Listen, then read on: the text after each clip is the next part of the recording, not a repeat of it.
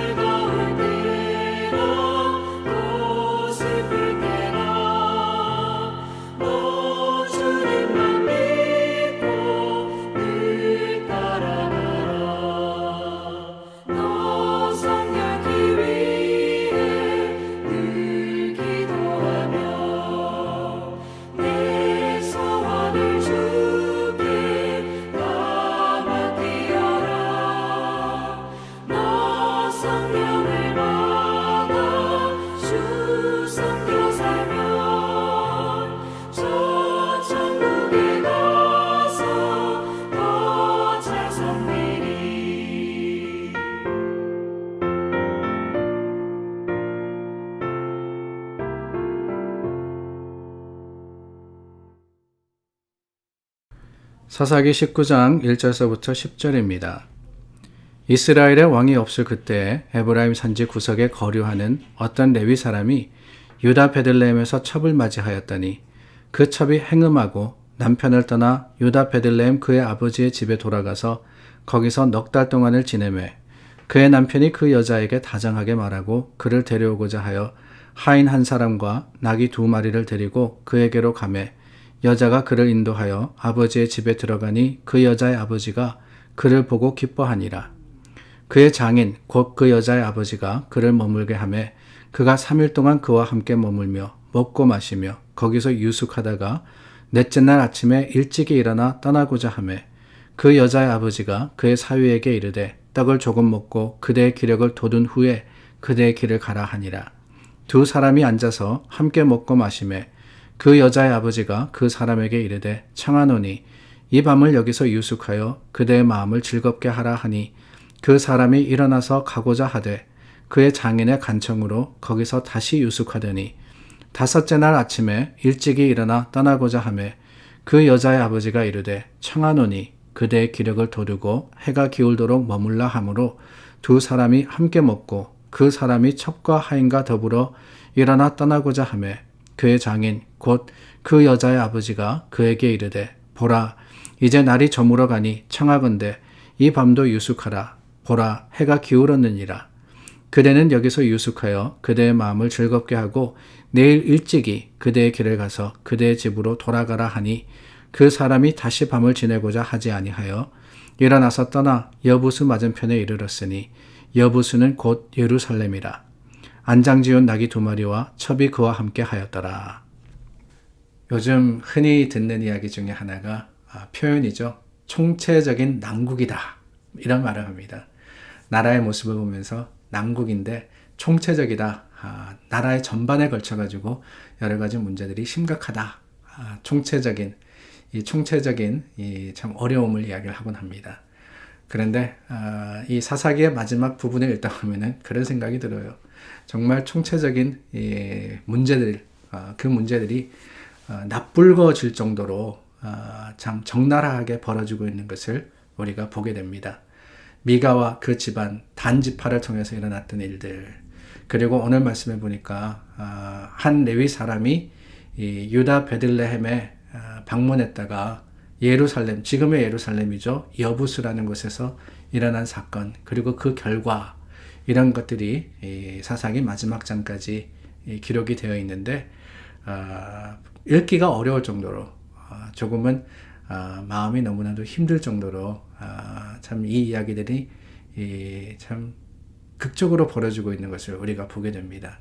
한 레위 사람이 첩을 맞이했다, 그렇게 되어 있죠. 첩을 맞이했다. 여기서 말씀하시는 첩이라 하는 것은 아내를 이야기하는 게 아니에요. 뒤에 보면은 그 아버지 사위 뭐 이렇게 나오니까 이게 아내에 대한 얘기인가 그랬지만은 그게 아니라 첩에 대한 이야기입니다. 첩, 칸큐반이라 그러죠. 아내 말고. 그런데 그 첩이 또 행음을 합니다. 그래서 도망가요. 그 도망간 여인을 데리러 갑니다. 그리고는 거기 있다가 돌아오는 길에 벌어지는 일이 오늘과 그리고 내일의 본문의 내용이에요. 정말 이게 무슨 일인가? 레위인이 어떤 사람들입니까?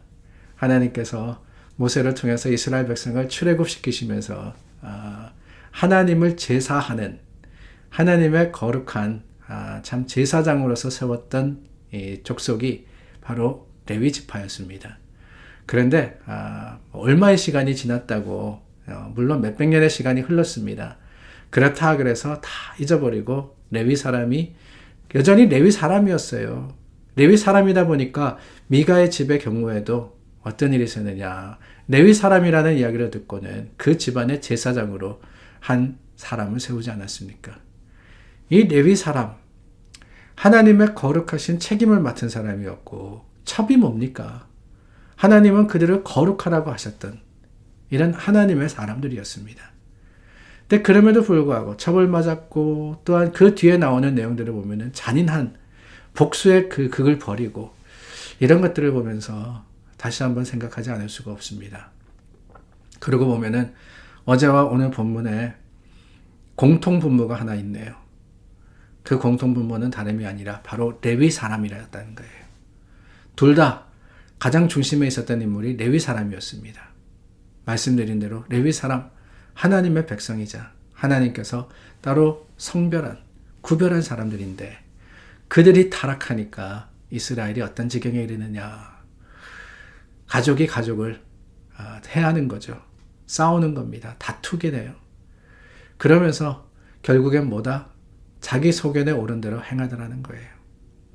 믿음의 기반이 무너져 버리니까, 목회자가 바로 서지 않으니까 교회는 물론이거니와 세상도 사회도 다 무너져 버리는 것이 오늘 이스라엘의 우리가 보는 모습이 아닐 수가 없습니다. 그렇습니다. 제가 목사이기 때문에 목회자가 어때야 된다, 저때야 된다, 그거를 떠나가지고 그런 이야기 할 수 있지만 저도 부끄럽고 여러 가지 일들이 많기 때문에 그런 일들 가운데 뭘 자랑할 수 있고 뭘 제가 따질 수 있겠어요. 회개할 수밖에 없습니다. 그런데 오늘 말씀을 통해서 우리가 목회자를 떠나서도 다시 한번 생각해야 되는 것은 다름이 아니라 우리의 신앙이 무너져 버리면은 그 신앙이 먼저예요. 세상 속에서 우리가 무너지는 것은 다른 게 아닙니다. 믿음이 흔들리기 때문에 그래요. 믿음의 기반이 이스라엘의 레위 자손이 이렇게 타락해 버리니까 결국에는 모든 백성들이 다 타락해버리는 것처럼 오늘 우리가 하나님 안에서 하나님의 주신 그 믿음을 제대로 붙들지 않으면, 교회 생활 제대로 하지 않으면 여러분 그렇습니다. 세상의 삶이 풍성하다 그래서 행복할 것 같아요? 그렇지 않아요.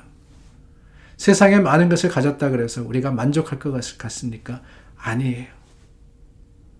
우리 믿음이 바로 서야지만, 레위 사람이 바로 서서 여전히 하나님께 제사드렸고 여전히 하나님의 백성들에게 하나님의 뜻을 전했더라면 이런 일들이 있을 수가 없어요. 오늘 우리가 그렇지 않다면 다시 한번 믿음으로써 주님 앞에 바로 서야 하는 하나님의 경고의 메시지가 오늘 본문이 아니겠습니까? 그렇습니다. 말씀 위에 서야 돼요. 하나님의 뜻 가운데 살아야 됩니다. 그래야지만, 하나님 중심이 되어야지만 내 소견에 옳은 대로 행하다가 어쩌면 우리는 사사기 시대보다 더 암흑의 시대가 되지 않을 수 있는 하나님의 은혜, 그 사랑을 받아 누릴 수 있겠지 않겠어요? 오늘도 유혹은 많습니다. 믿음의 사람들을 넘어뜨리려고 하는 여러 가지 도전들이 있습니다. 그러나 기억하십시오. 기반이 무너지면 집은 무너져요. 우리가 똑바로 서서 하나님의 말씀대로 행하려고 애쓸 때 세상은 우리를 감히 도전하지 못할 것을, 유혹하지 못할 것을 기억하고 다시 한번 주님 앞에 서는 우리 모두가 될 수 있기를 바랍니다. 기도하겠습니다. 참 좋으신 하나님, 말씀을 통해서 깨닫습니다. 우리 믿음을 굳건히 하여 주시옵소서. 하나님만을 바라고 주님만을 보게 하시고 주님 중심의 삶을 사는 신앙인으로서 오늘 하루를 살아갈 수 있도록 도우시옵소서. 예수님 이름으로 기도드립니다. 아멘. 기도하겠습니다. 하나님, 우리 기도 들으십니다. 확신하여서 간구하는 저와 여러분 되기를 바랍니다.